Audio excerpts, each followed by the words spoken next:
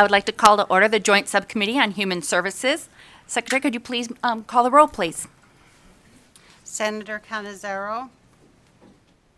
Senator Dondero Loop. Here. Senator Wynn. Here. Senator Severs-Ganser. Senator Titus. Here. Assemblywoman Anderson. Present. Assemblywoman Dickman. Here. Assemblyman Hafen. Assemblywoman Howdegi. Assemblywoman Monroe Moreno. Here. Assemblyman Watts. Here. Assemblyman Yeager. Here. Chair Gorlow. And I am here. Thank you very much. Would you please mark members present when they arrive? Welcome. Appreciate you being here early on a Friday. The week is almost over. I want to remind everyone, please silence your cell phones and any other electronics. And as I say that, I'll be silencing my computer.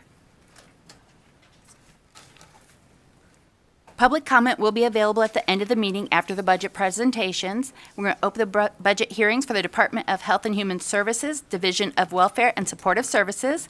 Mr. Robert Thompson, Administrator. There are 4 budgets on the agenda today, and we will start when you're ready.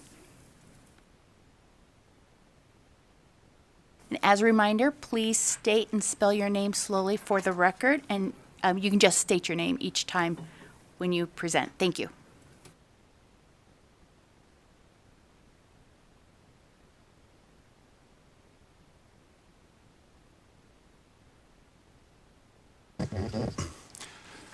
Good morning, Madam Chair and Committee. For the record, I'm Robert Thompson. I'm the Administrator for the Division of Welfare and Supportive Services. I have with me today our Agency Manager over Child Care, Carissa Loper, Kelly Cantrell, Deputy Administrator, Lisa Swearingen, Deputy Administrator, and then we have in the audience our Chief Financial Officer, Crystal Bousquet, if we need to phone a friend. We have our presentation ready for you today. Slides 2 through 7 are for your reference. We went into these deep during pre-session, starting with budget account 3228 on slide 8.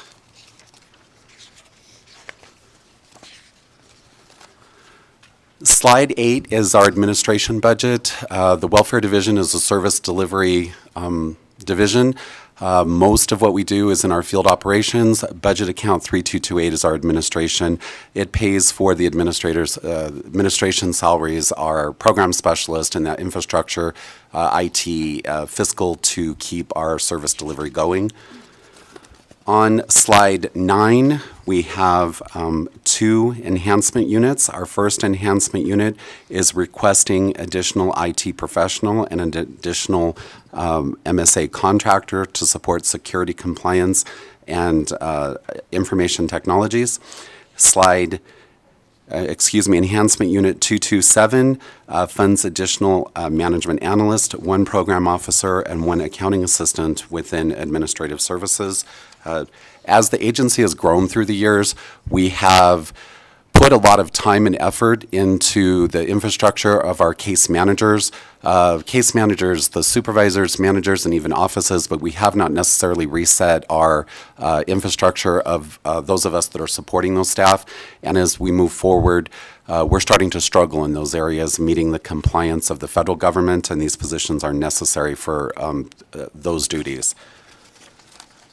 Next slide, on slide 10, it's the same situation, but additional enhancement units with enhancement unit 230, additional business process analysts, an IT professional. Enhancement unit 231 supports our employment and support services. They do a lot of work with our TANF budgets and subawards in the TANF assistance world, and they are struggling with keeping those contracts and subawards monitored. Slide 11 is Enhancement Unit 235. We do have 2 deputy administrators with the agency, and we are requesting an additional deputy administrator in the governor's recommended budget. Enhancement Unit 352 allocates general fund appropriations to administrative cost with the child care program. Enhancement Unit 352 has companions in budget account 3233 and a companion in childcare, and we will be discussing that in depth in the childcare portion of our budget presentation to explain the breakout of those funds in E352. The next slide, please, is slide 12. 3 additional enhancement units, 550, 552, and 555, are all tied to our information technology. Additional positions to support our new child support replacement system. Mainframe technology, we are and our Access Nevada systems. We have systems that are antiquated. They were built many, many years ago, 2 decades ago, and we are working towards updating those and moving them away from mainframe to, internet-based.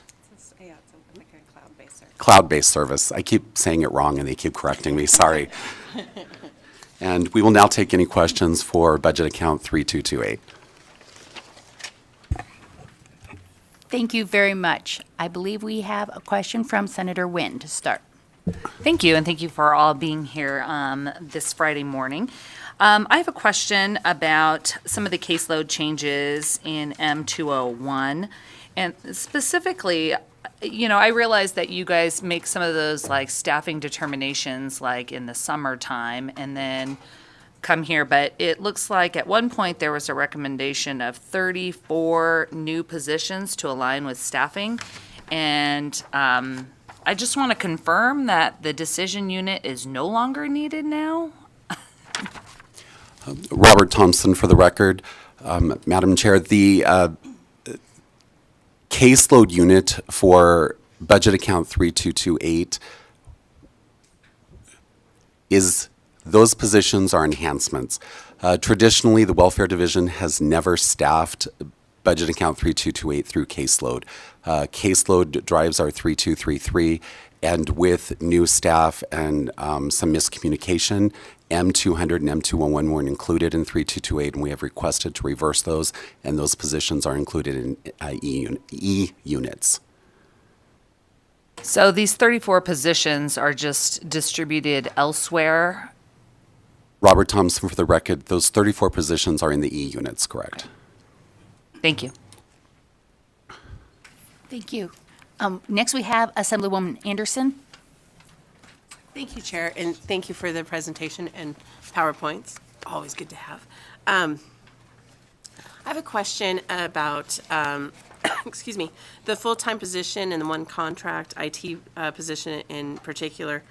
So it sounds like getting the Logic Path security compliance software up and ready to go is one element that's got to be worried about. And then there's the ongoing work.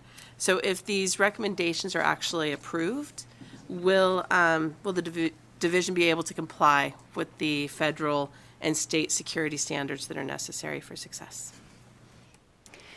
For the record, Lisa Swearingen, Deputy Administrator with the Division of Welfare and Supportive Services. Madam Chair, through you to Assemblywoman Anderson. And please go directly.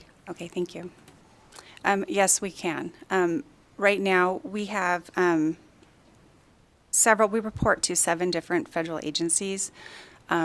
We have not been not in compliance with meeting those. However, those rules are growing every year, and so just the additional staff would help us keep that on track. Thank you. That's good to hear. That it's not out of compliance, so this is planning for the future. With those additional people, do you already have somebody in mind, or do you think you'll be able to find somebody based upon what we're hearing about other employment issues in the other divisions? Thank you for the question. For the record, Lisa Swearingen. We do not anticipate having a problem filling these positions. We are relooking at some of the requirements and how we're recruiting those positions so that we could possibly look at bringing people in as trainees and providing them that the trainings and stuff that they need to get at that level. You're welcome. Thank you. Next, we have a question from Senator Titus.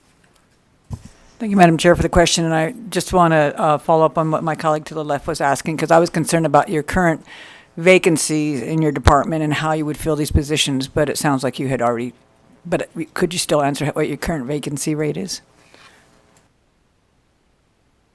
Robert Thompson, for the record, our current vacancy rate for the agency is approximately 17%. It shifts up and down. Our IT staff vacancy rate is approximately 19%. The areas of the agency that we are finding, we're a very large agency, over 2,000 positions. The areas of the agency that we are finding have the larger vacancy rates are entry-level positions, positions that are promoted into, we're able to fill with our current staff that want to move up, and then we're struggling with just the lower level, the entry level. You're very welcome. Next, we have a question from Senator Dondero Loop. Thank you, Madam Chair. My question is or has the division been out of compliance with any of the federal reporting requirements due to lack of staff resources in the Fiscal Administration Division? For the record, Lisa Swearingen, no, we have not been out of compliance on any of our regulations right now. Thank you very much, and we appreciate all your hard work. Next, we will go to Assemblyman Watts. Thank you, Madam Chair. I wanted to ask a couple questions about the proposed enhancements for IT staff. Could you just give us a little bit of an overview of the agency's ongoing IT projects and let us know if any of those projects are kind of on hold or stalled due to the staffing levels? Thank you for the question, Lisa Swearingen. So we currently have 45 projects in-house that we are handled through our project management office, which is one of the enhancements units for the, I believe it was 7 and 18. And that's mainly to help fund those resources, right? So we have NB Kids project rolled out recently. We have a vendor currently doing maintenance and operations for that. Once they roll off, we have to have the staff up and ready and to trained in order to take that over. That also requires 24-hour watching, making sure that the batches run, things like that. With security, our bigger concern is just making sure that we have the staff on site to take care of all the viruses and the ransomwares and things like that, cybersecurity. So we're trying to ramp up that just a little bit under the compliance side. And for major projects, we have several.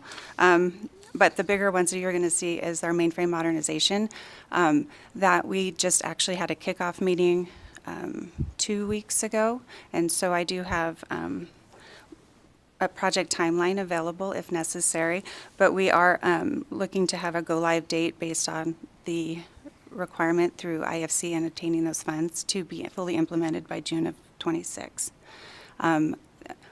Additionally, we are looking at a no wrong door service, and that is our Access Nevada system, and so we're looking to make some improvements to that, which would loop in all of our sister agencies within DHHS, so that there's like a one-stop shop for our customers. Please go ahead. Thank you for that. And then going back to some of the questions raised by my other colleagues, given in particular some of the challenges that we've had within our current compensation system with recruiting and retaining IT staff, do you anticipate that you'll be able to fill these IT positions in a timely manner? For the record, Lisa Swearingen, yes, we do. You're welcome. Next, we have Assemblywoman Hadigi. Thank you, Madam Chair, and I apologize if you already answered this question. I know I walked in a little bit late, but my question was regarding Decision Unit E235, the new Deputy Division Administrator position. And again, I'm not sure if you've already talked about this, but could you walk me through what the need is for this new position? Robert Thompson, for the record. As our agency is a very large agency. We're one of the largest agencies with approximately 2,400 positions. We have not traditionally been able to assign areas. Our administration areas such as HR, IT, fiscal under a deputy. And what we're consistently doing through the years is we keep shifting. We're almost taking turns rotating those duties, and we lose our foundational knowledge. We don't have a consistent person running each area because with only two deputy administrators, our agency manager is funded by childcare, so the agency manager cannot step in and assist with those other areas. So the three of us keep shifting those duties. It becomes problematic, and there becomes risks with that without holding on to that knowledge. And then we just become overloaded, and we start sharing to put out fires is what we end up doing. So we're hoping with that additional person on the administration staff, we can prevent the fires rather than put them out. You're very welcome. I have a quick question regarding the NV Kids system, the modernization project. Looks like it was approved in 2009, and its tentative certification date is June of 2023. Can you kind of walk me through and let us know what that process is of implementation operation? Thank you for the question. For the record, Lisa Swearingen. So we went live in October statewide with that system.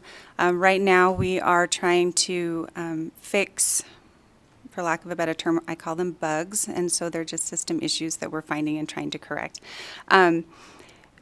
We recently did a mock certification down in Clark County with different vendors, just to try to do a gap analysis on where we think we might need to get issues addressed sooner rather than later, so that we would be ready to do certification. We're anticipating June of 2023. I would like to see that moved up, and I have been pushing for that. Once we get through certification, we have our warranty, maintenance, and operations, which is scheduled to run, well, it started in January of 22, and it is scheduled to run through December of 24. Certification, again, we are looking for June of 23, and then hoping to close out the project by the end of, or I guess December 12th of 24 is our tentative date. Thank you very much. We have another question from Assemblywoman Monroe Moreno. Thank you, Madam Chair. And staying in that same conversation of the NV kids, there's been recommended a one-time appropriation and authorization for $48.3 million in the Child Support Enforcement Program that's related to the positions recommended to support the NV kids system in the decision unit. How will that work out?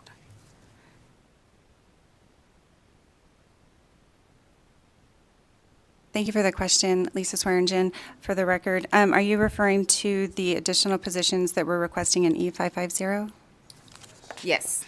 Okay, so right now, this is currently ran by a vendor, and we're in maintenance and operations phase. By bringing on these additional staff, we would have the staff trained and available to take over maintenance of that system once the warranty or the project ends in December of 24. And so currently, the way the system works, we have to have 24-hour maintenance on this machine. We have to have, or the system, we have to have availability, and this will require staff to start working graveyard shifts, which currently we do not do. And the one-shot appropriation would be enough? Will this be an ongoing amount that we'll see in future budget requests? For the record, yes. Okay. Okay. So my last question on this. So if approved, would this decision unit be contingent upon the approval of the recommended one-shot authorization? So I think that answer is yes, correct? Lisa Swearingen, for the record, yes. All right. Thank you. Thank you, and I think we have one more question on this budget, and that's Senator Wynn. Thank you. I actually have a couple of questions, if that's okay, Chair, kind of around the same thing. I'm looking at the Nomads modernization project, including the work that has been completed up to date, and that is anticipated to be completed. You know, I obviously have concerns with an IT situation that was approved in October of 2022 and won't be completed until 2027. If you could provide an update on that technology that I assume will be obsolete by the time it's actually implemented, but if you could go ahead and give me an update on that, that would be wonderful. Thank you for the question, Lisa Swearingen for the record. So currently our Nomad system is one of those old database systems, and so we are looking to move it to more of a virtual cloud-based type system. And so currently NV Kids is built in that type of environment, right? So it's a virtual type web service. We need to get off the mainframe right now. We do not have staff really to be able to maintain it. Nobody has that type of coding skill set anymore. And so moving this into a different environment will help with that. We do know that we got the money, or we got approval in October. It took me a minute to get a contract amendment completed. As soon as it was signed, I think we did the kickoff 2 days later. We do not anticipate it not meeting those timeframes, being able to have that fully implemented. I think the biggest thing is just understanding that when Nomads was first built, it was built to hold like 50,000 cases. We have, I don't know, over 1 million in there now, and possibly about close to 2 million just individuals, right? We maintain all of their information. Nomads is the system of record for Medicaid. And so I think it's just important to know that we need to move this into a more secure environment. That makes sense. And may I follow up, Chair? Yes. Kind of on modernization projects in general, can you give an update on the Access Nevada system? Thank you for the question. For the record, Lisa Swearingen. So our Access Nevada system is currently our online application system. We are looking at enhancing that project, right? So if I may, if you look at, so Access Nevada sits here, and I'm looking to do an overlay so that when all of the agencies can come in and we have like a one-stop shop, it will funnel them down to the appropriate agencies, different resources that are available. I want everybody to move into Access Nevada first, stabilize it, and then we want to move it up into the cloud. It currently is not in a cloud-based system. That is another enhancement that we are looking to do with that project.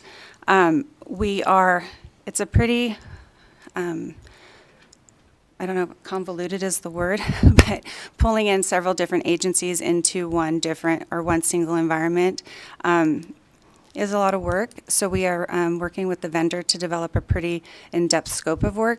And then as soon as we have that, I will be presenting this as a contract amendment to BOE. And then just to kind of follow up with that, the Access Nevada is kind of like your outward facing, like I guess, site for like people to use. As a part of like, I guess, that modernization, is it included in there to make it, I guess, more user-friendly for the people that are trying to have no wrong door? Thank you for the question. For the record, Lisa Swearingen. Yes, actually, we're already in the process of making some enhancements to Access Nevada through our current contract with our vendor. I want to improve the electronic communication piece so that individuals can sign up for electronic communications and not have to get their paper mail letters sent to them. They can log on, be notified via text or email that they have something pending, like the redetermination, or their worker needs some type of verification from them, things like that. And then we would like to see a system that simplifies the process. So when a client goes in or a customer goes in and they're putting in their information, I want that information to carry through and not have to have them repeat it every so often or for the different agencies. And just to be clear, do they have to do that now, and we're moving towards that more streamlined position? For the record, Lisa Swearingen. Currently, we only have the application for our system, so they would only enter it one time. If I have an overlay, I want to make sure that that's captured up here, and it would feed down appropriately to the different agencies so that they're not having to repeat that. If they've entered their income information, I only want them to have to enter it once, resources, things like that. Thank you. Any other questions? Okay, seeing none, we'll move forward to Budget 3230. Thank you. Robert Thompson for the record. When we talk about budget 3230, we are now in our temporary assistance for needy families, our TANF budget. That is traditionally welfare. Customers come in, parents are facing significant barriers in applying for our cash assistance program. The cash assistance program comes with workforce development services, support services. We fund grandparents needing to, not just grandparents, but any relative caretaker who needs to care for the children because the parents aren't living in the home. And we also fund programs throughout the community that either service TANF families or with the intention of assisting Nevadans with stabilization so that they don't need to go on to the TANF program. On the next slide, slide 14, is a snapshot of the source and use of our TANF program. The TANF program is primarily funded with a federal block grant. To receive that block grant, Nevada must put in general fund of maintenance of effort dollars. So the federal government puts in part, we put in part. It goes in to this budget account, and then we distribute it throughout our service programs. On the next slide, slide 15 is our caseload unit. The TANF caseload dropped drastically during the COVID event. It went to historic lows. We saw that happen primarily when the child tax credits started being released monthly as families were no longer in the crisis need for this cash assistance program. And then the TANF program is very closely tied to the job market. What we've always seen, I've been working in welfare since 1996, and I've been heavily involved in these staffing modules since 2003, and we've always seen the TANF caseload tied to the job market. A high unemployment rate causes the TANF caseload to go up, low unemployment rate causes TANF to go down. Over the biennium, we are expecting TANF to remain very static, very, very slight increase over the next 2 years. On the next slide, slide 16, is our major enhancement unit for the TANF program. This is the slide that I talked about in 3228 that had companions as we're talking today. E900 it recommends moving $10 million from our TANF block grant to the child care program. That is allowable and highly recommended by the federal government. Child care is always in the top 3 barriers of families being able to move into work, especially the TANF families. And this $10 million shift would assist that long-term growth in that program, in the child care program. We are only allowed to use 15% of our TANF block grant for our administrative costs.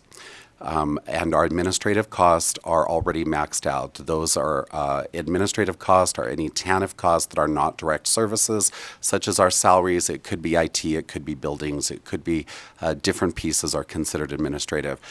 So the companion to E900 is E352 in budget account 3228 and E352 in budget account 3233. Because to move the $10 million to the TANF block grant, we will be short $1.5 million in the 15% of our administrative cost. So for us to be able to utilize this $10 million to support the child care program, we can shift the $10 million, but we would need to request $1.5 million in general fund to make up that 15% loss of administrative funds that we will not be able to use. We break up our administrative funds between budget account 3233 and 3228, and that's why we see the split in our presentation today. Part of the $1.5 million goes to 3228, and the majority of the $1.5 million goes to 3233 that we will be talking about more. That's probably the longest slide that I will have today. And we can now take any questions. Thank you very much. I believe we have a question from Assemblyman Watts. Thank you, Madam Chair. So you did provide a little bit of detail on some of the factors that go into the caseload. You talked about essentially the job market and unemployment. I know that, originally we had budgeted and projected for a higher caseload in fiscal year 2023 than what we're looking at now.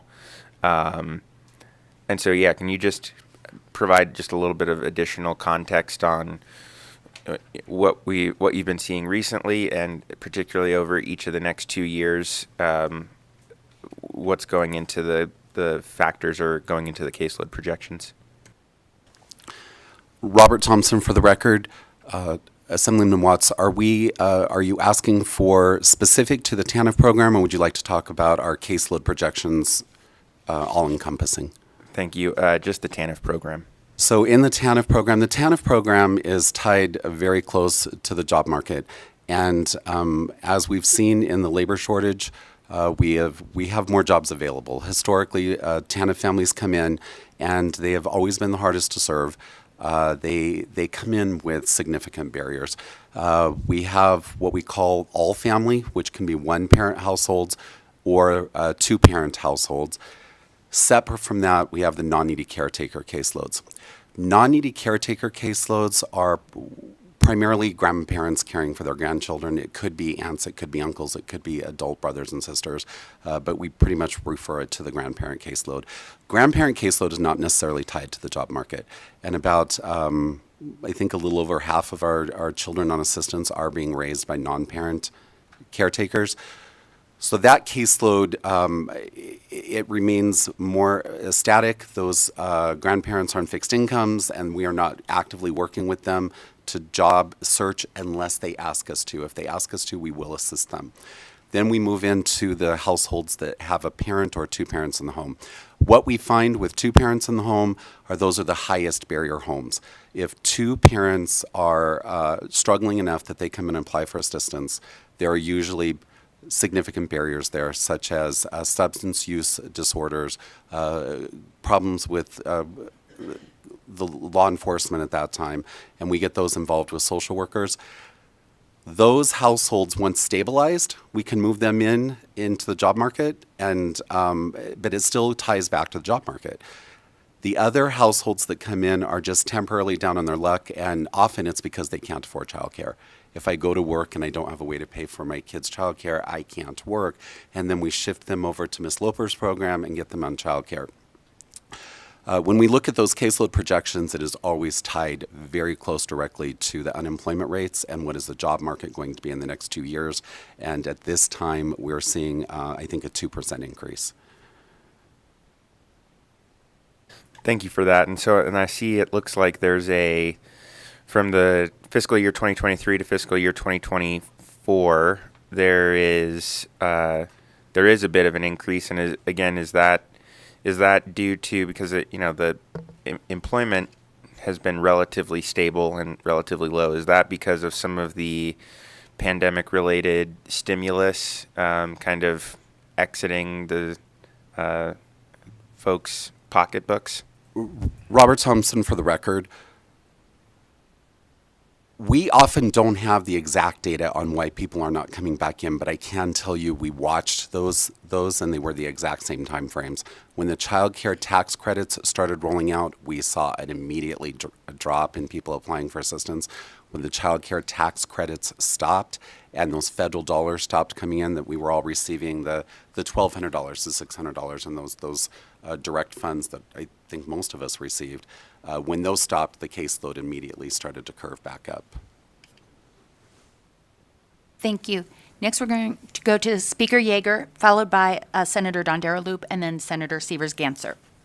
Thank you so much, Chair. Appreciate that. Thanks for being here. I just had a follow-up on that. You had talked about some of the barriers that some of the folks face when coming in for TANF, and I think you'd mentioned a couple of them. You said substance abuse, law enforcement issues.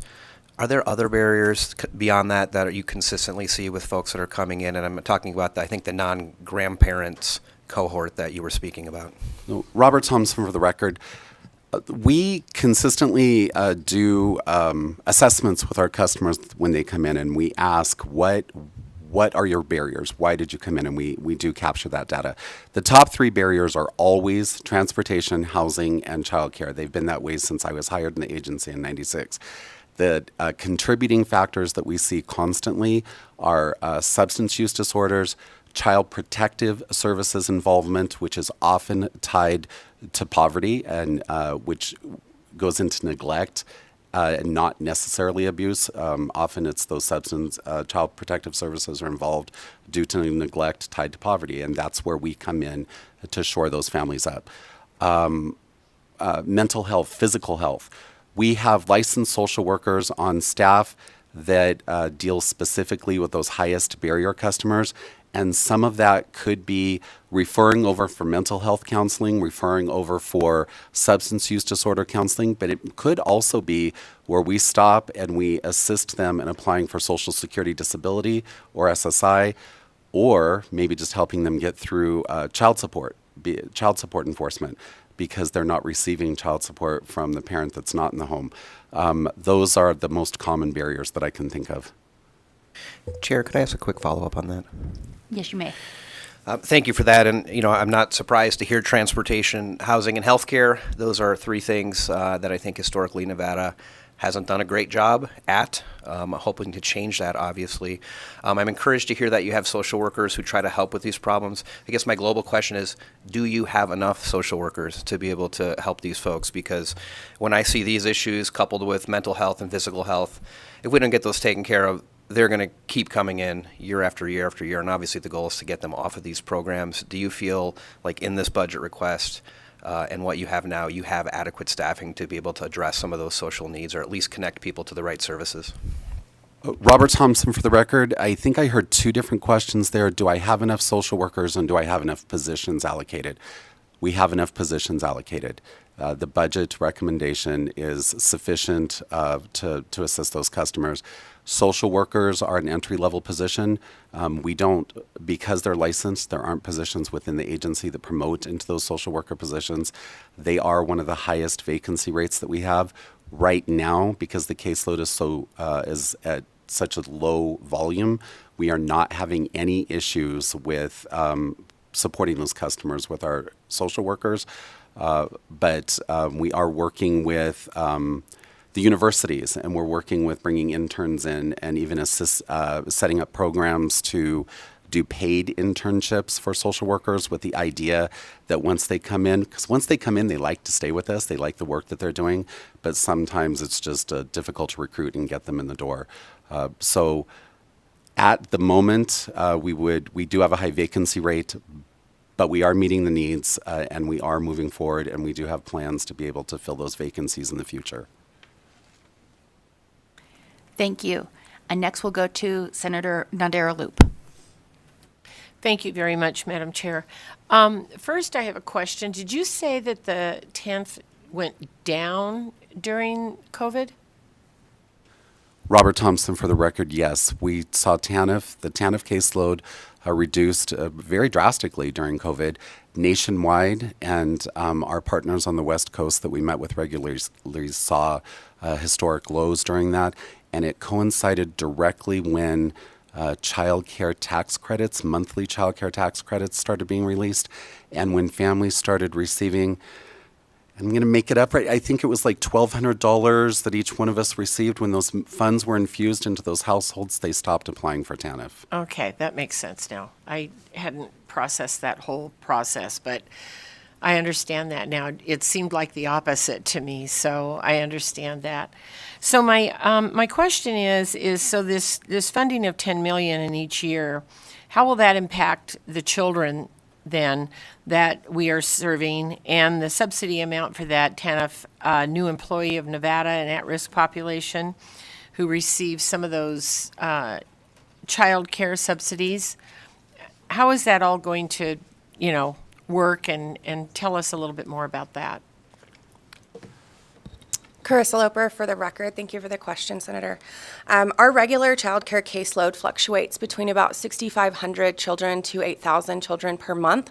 And those children, those families, based on their household size and income level, are receiving approximately $550 to about $750 per month to assist with their child care costs.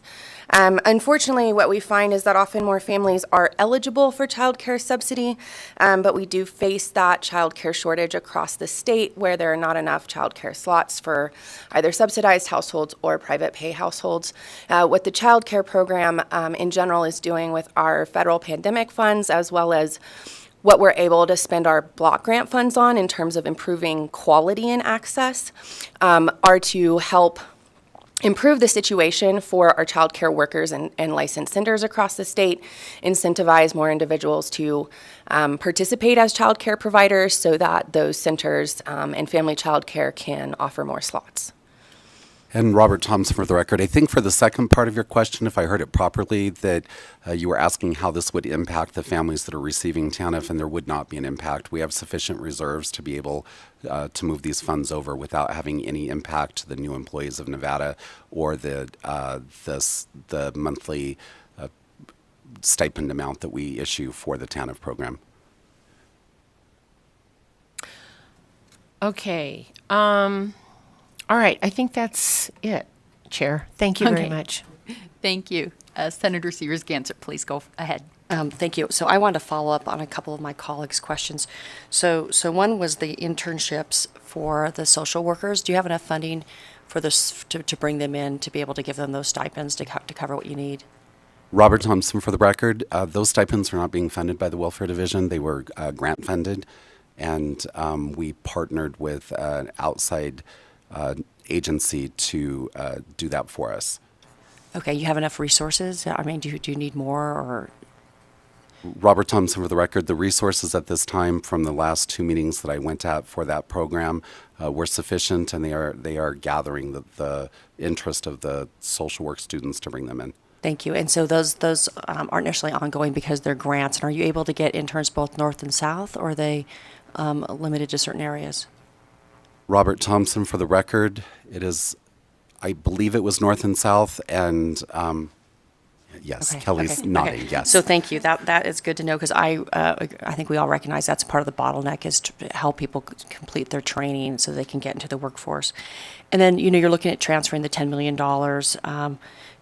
to spend that down. But when you look at the reserves, it looks like you've had reserves of 548 days and you're going down to 252, but you want to maintain 90 days.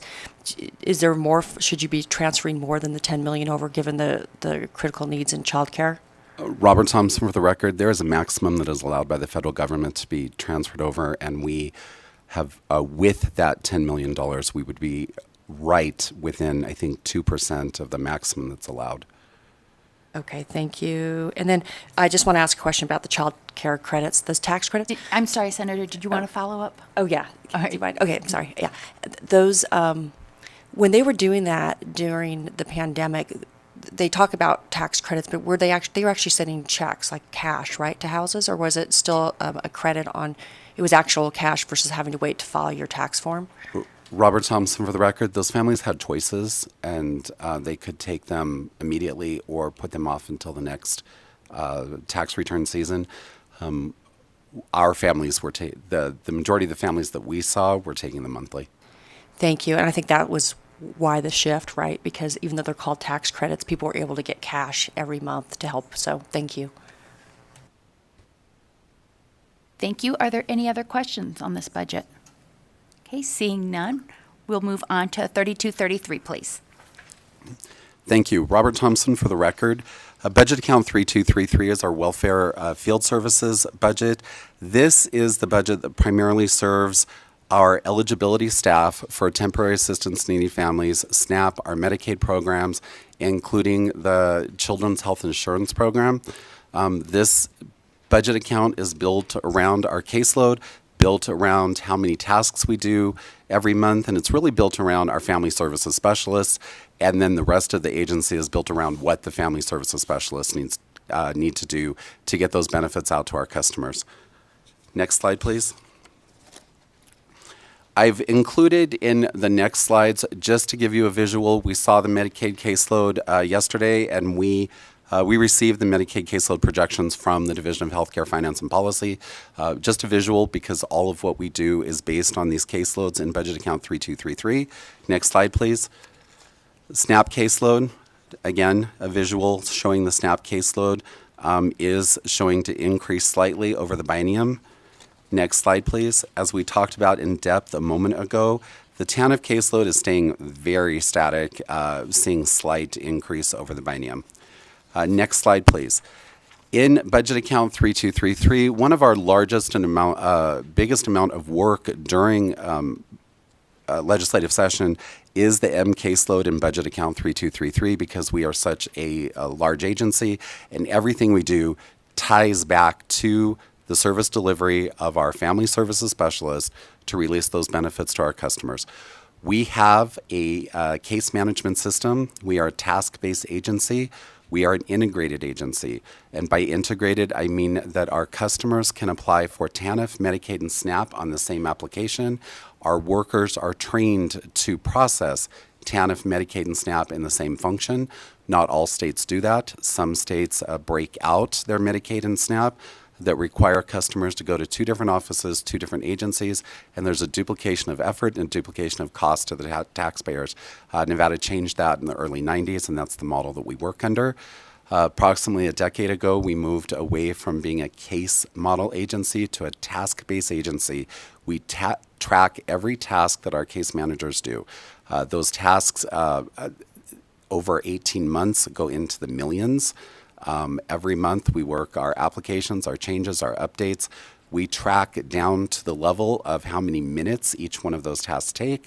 We compile that into data and we are able to come to you and say, we need this number of workers to get through the next 2 years.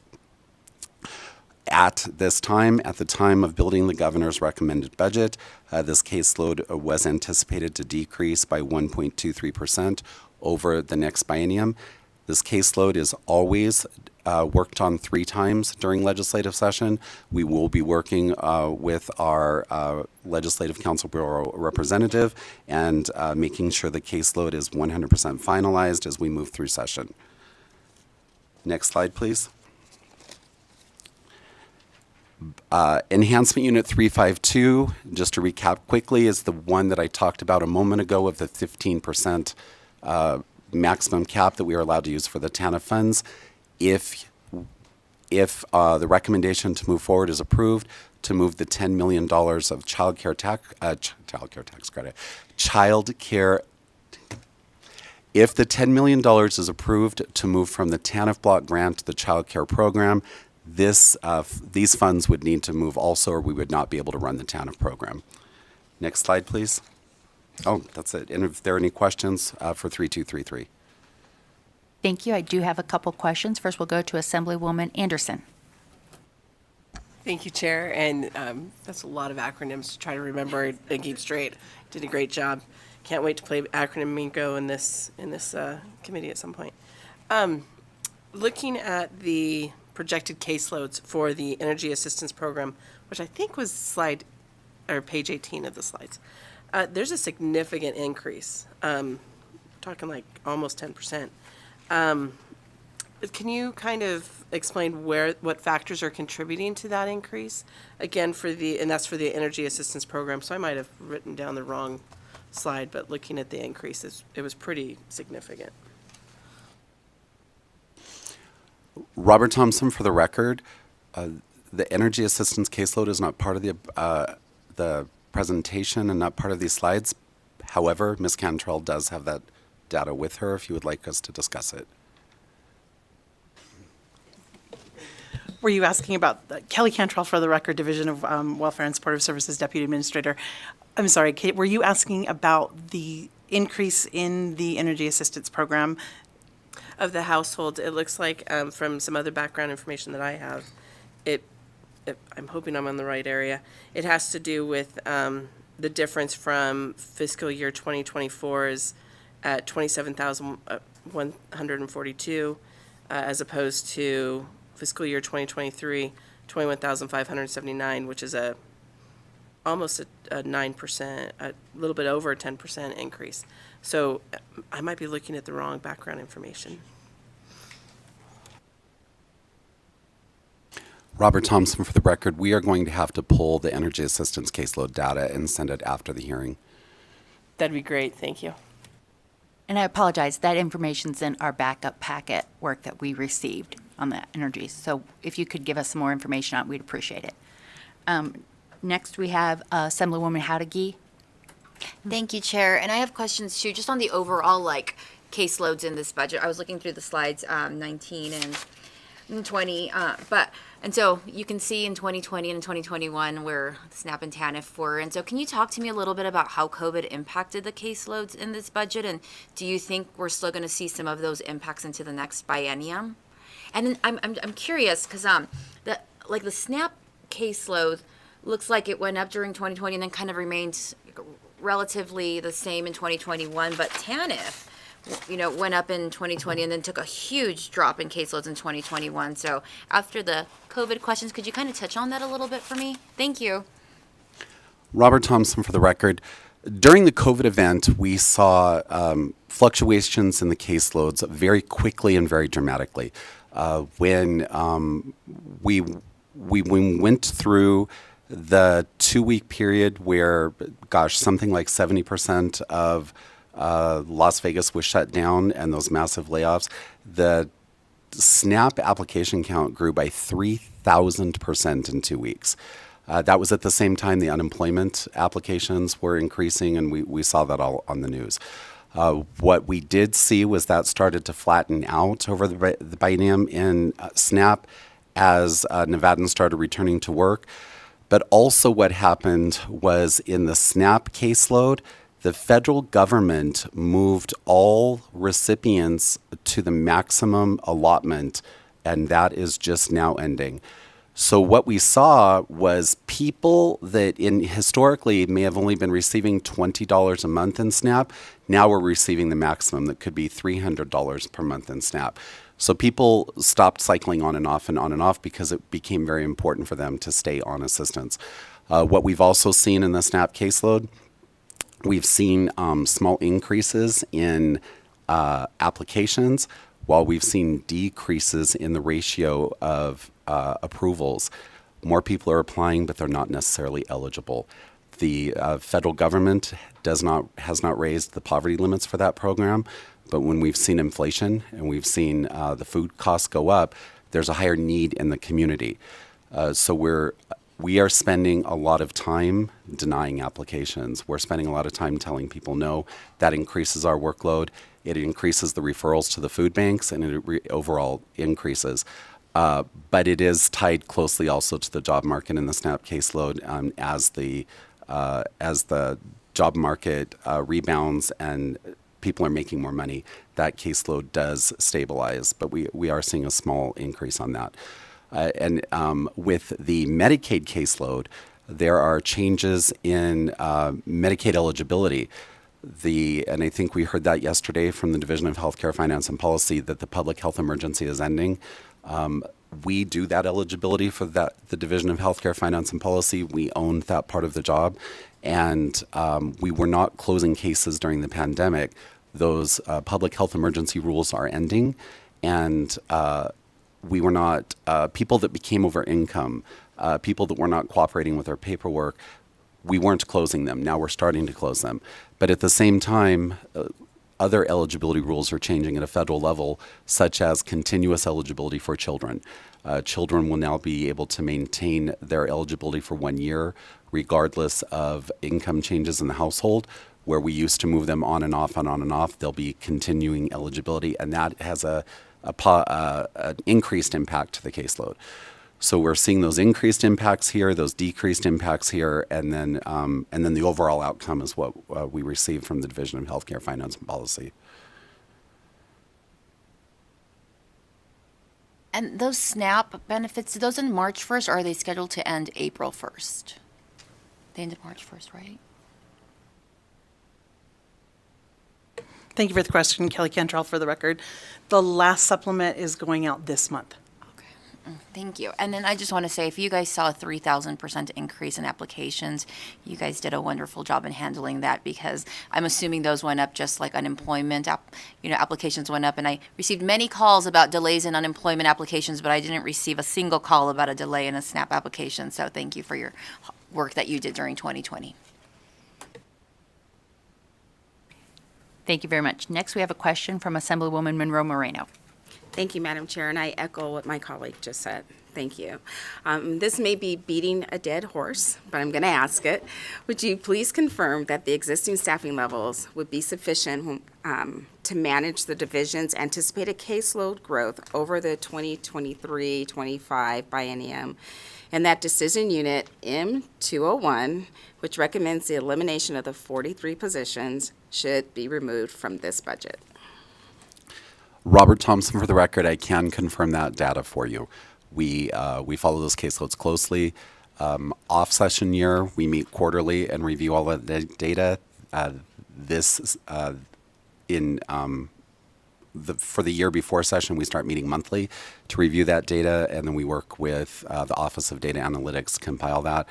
I am confident that the number of full-time equivalents being requested in this budget is appropriate and accurate. The number of staff that we have that are very new are just not working to their normal capacity right now.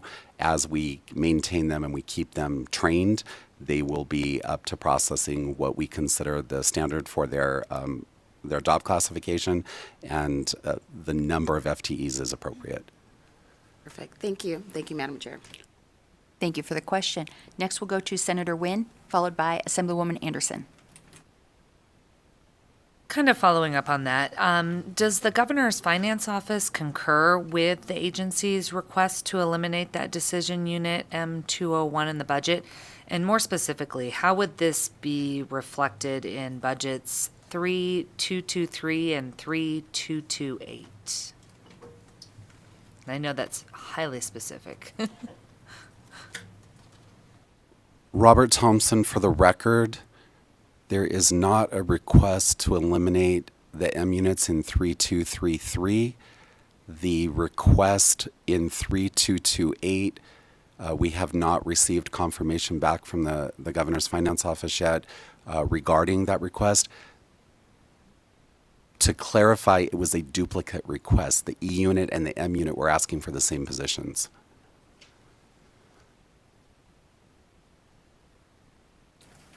Thank you very much for that clarification. Next, we'll go to Assemblywoman Anderson.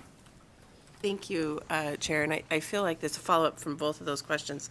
So just to verify, it's the elimination of duplicate 43 positions. There are not 43 people that we're going to have to put into a different area, or worse yet, ask for them to take an early retirement. I just want to make sure that there are some people that still have jobs. It just happens to be misclassification or duplications. Robert Thompson, for the record, I have to apologize if I'm causing confusion. We've got our 3228 budget that we talked about earlier, and the 3233 budget. 3228, our administrative services budget, requested 34 positions in an M unit and duplicated that request in an E unit. The request to the governor's finance office is to eliminate the M request and specifically fund us with the E request. Separate to that, the budget account 3233 has a recommendation to eliminate 43 positions in caseload. We are well aware ahead of time when those positions are coming, and we put into place what we call a soft freeze. Through our normal attrition, we are able to move people in and out of different PCNs. Those positions will be vacant by the time we get to the place of eliminating the PCN, and no Nevadan would lose their job due to that recommendation.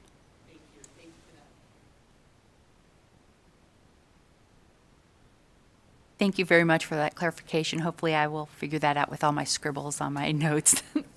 Are there any other questions? Okay, seeing none, we will move on to Budget 3267. And that's the Welfare, Child Assistance, and Development. Okay, Robert Thompson, for the record. We're now moving into Budget Account 3267, Child Care and Assistance Program. We have talked about Child Care Assistance a little bit today, and the Child Care Assistance and Development Program 3267 is simply that, child care.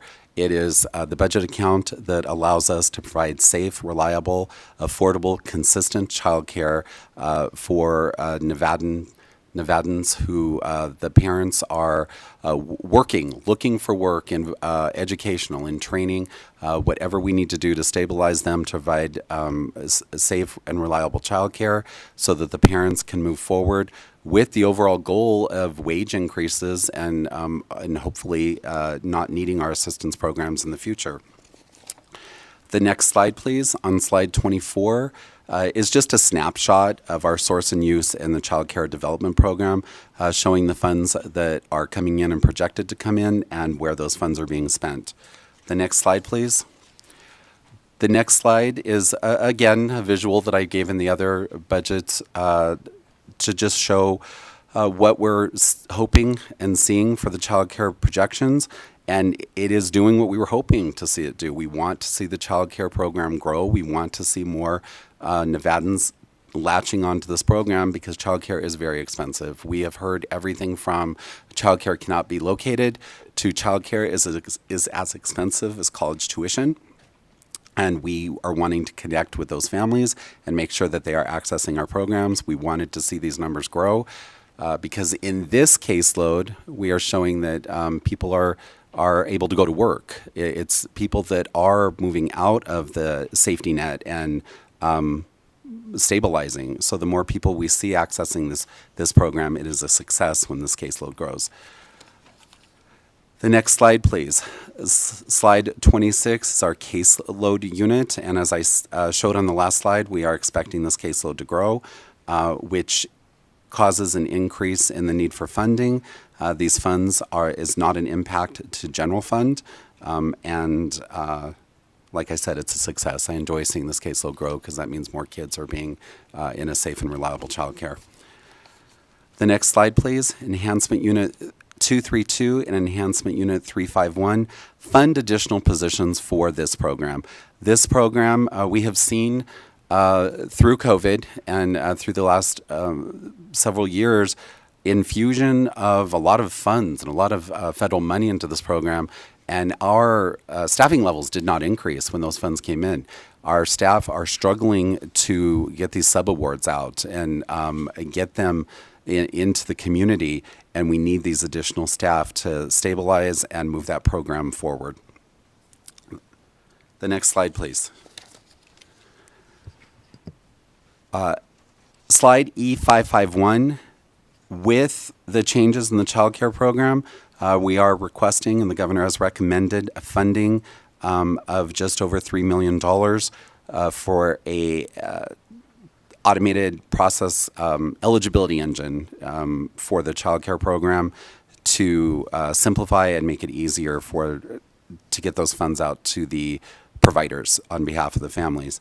And in Enhancement Unit 900, this is the companion to 3233 and 3228 E352. All of this ties in together. This is the $10 million moving from the TANF program to the child care program. And we would now take any questions. Thank you very much. I actually have two-ish questions. The first one, we're talking about the caseloads and the different categories that fund people. The new employees of Nevada, or the NEON, at-risk and discretionary. Can you talk a little bit about that? More specifically, what does discretionary mean? Carissa Loper, Agency Manager for the record. Thank you, Madam Chair. So discretionary is essentially every person, so we can assist any family making up to 85% of the state median income per our federal child care block grant rules. Historically, based on funding levels, we were helping more so those at-risk and NEON families who are in the very, very low income ranges, are receiving TANF assistance, or are actively transitioning from TANF assistance. With the influx of federal pandemic relief and recovery funds, as well as a greater FMAP in our discretionary funding from the child care block grant itself, we are now able to help more middle, low, and middle income families in that discretionary bucket. Thank you. And looks like the caseload is anticipated to increase by about 4.4% in fiscal year '24. Can you talk a little bit about the factors that are contributing to that? Absolutely. Carissa Loper for the record. Thank you, Madam Chair. Factors contributing to the need for childcare assistance continue to be in Nevada a lack of childcare and expensive childcare. Like Administrator Thompson mentioned, childcare, particularly for infants under 12 months, which I think when you think deeply about it, does make some sense. Caring for an infant under 12 months, particularly when you're 1 to 4 in a room, can be expensive. It can become more than college tuition. You know, we have these experts caring for and developing our young children, and so we just continue to see that need grow across Nevada. Thank you. Are there any other questions on this budget? Okay, seeing none. Actually, I'll just ask one other small question, perhaps you know or not. It's been a while since my kids have been in daycare. What is the average cost now? Carissa Loper, agency manager for the record. I don't want to misspeak. I know many families with infants are paying $800 per week to sometimes over $1,000 per week for an infant care. You see those costs decrease slightly as you go up the ranges of children. So $600 per week for toddlers, $400 per week for school-aged after-school care. Wow. I think when my kids were under the age of 1, it was $200 a week per child, and I thought that was pretty high. That's staggering. So thank you. I believe we do have another question from Senator Dondera Loop. Thank you very much, Madam Chair. So with that depressing news, because I agree on the cost, I think I read something at one point that said it was more than house payments, which is what you just described. So it is pretty amazing. So can you provide an update on those child care service centers, that operation? Can you provide that update? And then have these services improved, those child care services in the state? I mean, where are we at with all of that? And I realize some of that's logistical, but if you can give us a little bit of an update. Absolutely. Carissa Loper for the record. Thank you for the question. So the Child Care Services Centers, or what we're calling the Child Care Hubs, these are one-stop shops, particularly for our child care providers and their staff across the state. In the physical locations in both Las Vegas and Reno, these are places where our child care providers and staff can come and access partners, up to 14 partners in Reno and up to 15 partners in Las Vegas, and they provide business and technical assistance help for the child care providers, shared services platforms. So this allows providers to access website services, IT services, understand how to best allocate their administrative needs and then still pay their teachers a decent livable wage. So these have been very successful. We're seeing increased traffic for both providers and families. Providers are accessing professional development. They have access to lending libraries, can access curriculums to best develop the ages of children. Families can be connected to services through our early childhood community health workers. Just in the last report I was writing last night, our early childhood community health workers were making about 500 referrals to both providers and families for housing assistance, food assistance, community resources, and for providers, professional development and trainings that are free to them that can assist them in providing better care and based on evidence. Thank you very much. Follow-up, Madam Chair? Yes, go ahead. And am I right, or I hope I'm not, but I have to ask this question out loud. Is it my understanding that those child care providers in that setting don't necessarily get paid more than a standard hourly rate, which is even scarier to me because we need highly qualified people who are paid, because, by the way, they may be parents who also need childcare. And while certain childcare facilities may give them a break, I don't know, at the end of the day, they have to charge something because they're taking a space in that facility. And so I know there's a question in there, but if you would just give us a little information on that. Yes, thank you for the question, Carissa Loper, for the record. So we do see that wages for childcare workers, including lead teachers, individuals who have associate's degrees or bachelor's degrees, are averaging $12 to $15 for your highest paid staff. You're sometimes looking at $20, $22 an hour for your more well-situated centers, particularly those that have more sites, for example. And have often a better mix of, say, private pay individuals with subsidized individuals. So we are working across our systems partners, the Children's Cabinet, Las Vegas Urban League, to conduct assessments, cost models, to determine what are the costs at child care centers, what are they paying, and what can we help do to move those wages up so that they can continue to recruit and retain staff, because that does, as you mentioned, contribute to our child care slot shortage across the state. Not to mention the waiting list. Thank you very much. Thank you, Senator. Next up, we have Assemblyman Watts. Thank you, Madam Chair. I had a question on E351 about the new positions for strategic planning and oversight. I was just wondering if you could provide a little bit additional information on how you arrived at 5 positions, being what's necessary to carry out these responsibilities. Thank you, Assemblyman, for the question. Carissa Loper, for the record. So we will be working with the Governor's Finance Office to determine if we need to adjust this.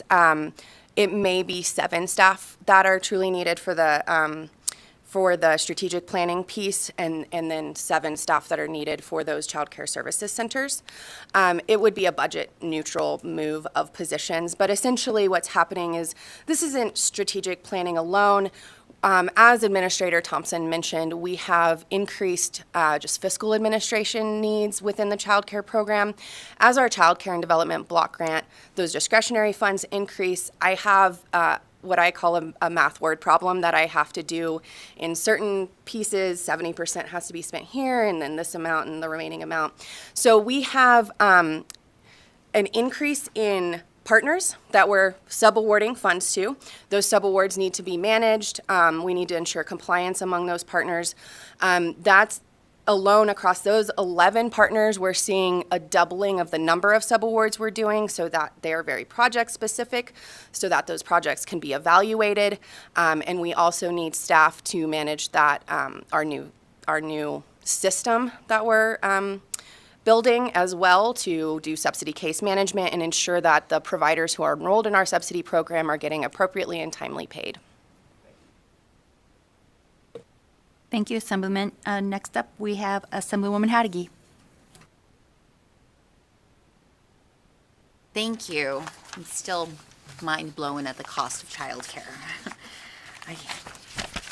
My question was on Decision Unit E551, the Child Care Management System Modernization, and I swear I think modernization projects are the bane of my Ways and Means existence. Yeah. And I know that this project has experienced some delays, so can you talk to me about how confident you think that this project's going to be online by March 2025? And that seems a ways out there, and so, but I still don't have confidence it'll actually happen, so can you walk me through that? Absolutely. Thank you, Assemblywoman, for the question.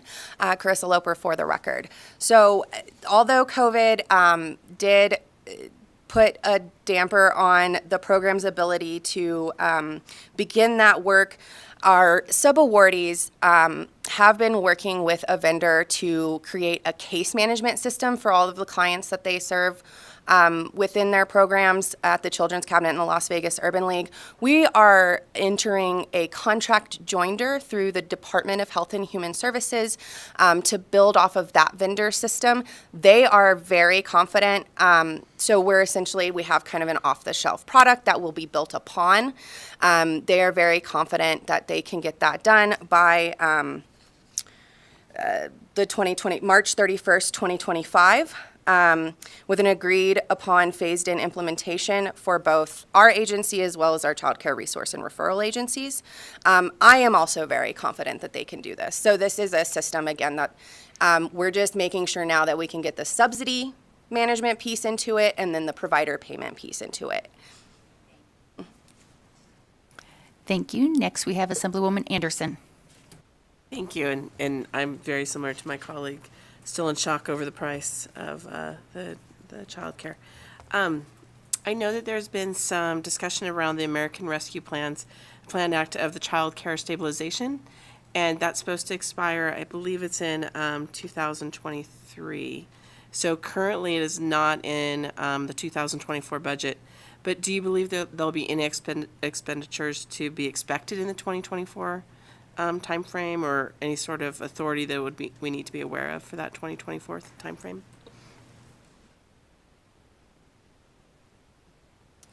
Carissa Loper for the record.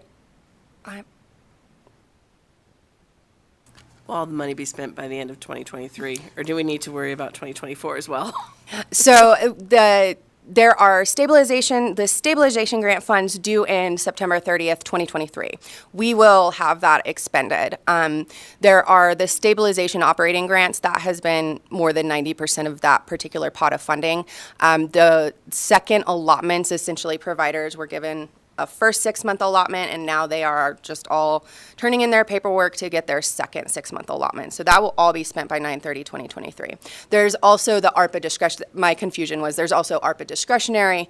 That is going through September 30, 2024. So we do have some extra time to complete our systems assessments, our system improvement work, and continue to support the child care services centers, which will then roll over into being supported by our discretionary block grant. Thank you for the clarification. So the discretionary is not part of the, I'm so sorry, Chair. Follow up if I may. Thanks, sorry. That's not part of the child care stabilization grant. That's part of a separate grant. And so that's where the confusion was coming from, if I'm understanding. Yes, ma'am. Carissa Loper for the record. Thank you. And next we have Assemblywoman Monroe Moreno. Thank you, Madam Chair, but I think she just answered my question. I was concerned about meeting that deadline. So, thank you. All right, you're welcome. Any other questions? Okay, seeing none, thank you very much. We will now close the budget hearings. We're going to move on to our next agenda item, public comment. Each person who wishes to provide public comment has 2 minutes. We ask you to please state and spell your name slowly for the record.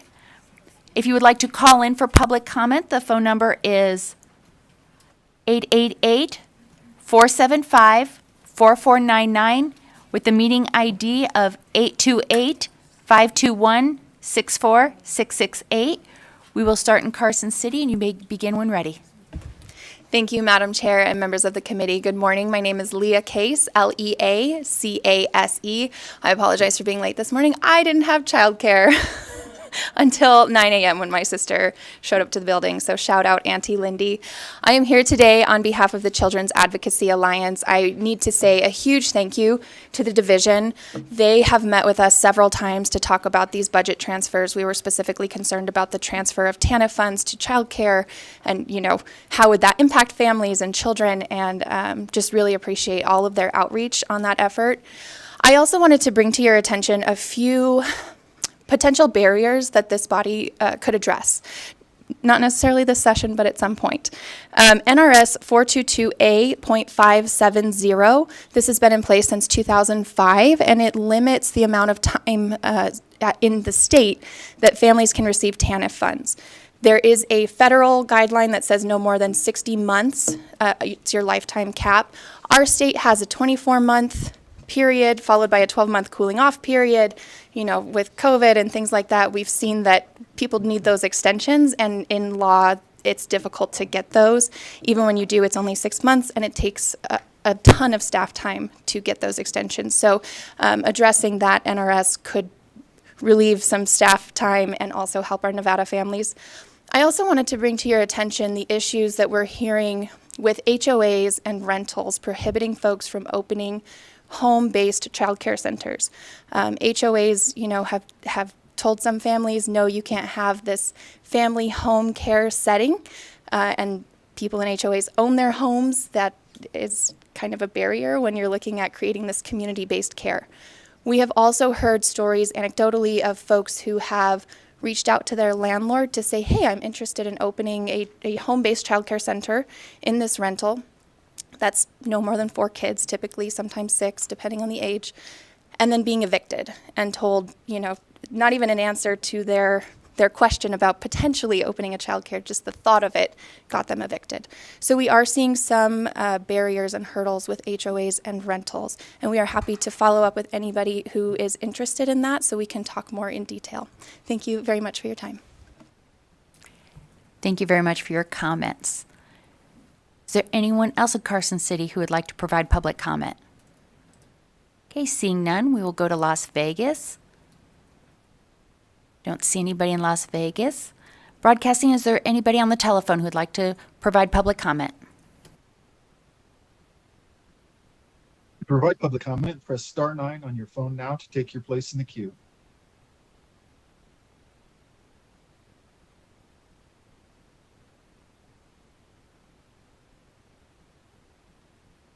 Chair, the public line is open and working, but there are no callers wishing to provide public comment at this time. Okay, thank you very much, and we will close public comment. Just want to thank everyone again for being here and for your presentation. We greatly appreciate you. It is Friday. Go enjoy the weekend and be safe. And with that, we are adjourned.